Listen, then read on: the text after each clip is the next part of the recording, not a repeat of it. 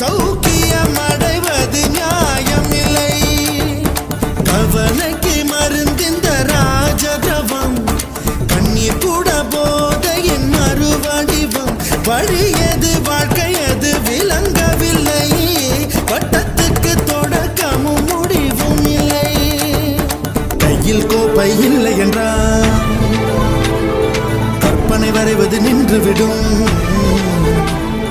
கனவுகள் மட்டும் இல்லை என்றால் கவலைகள் நம் உயிர் தின்றுவிடும். தோம் கருவில் இருந்தோம், கவலையின்றி கண்மூடி கிடந்தோம். தோம் தரையில் விழுந்தோம், விழுந்தவுடன்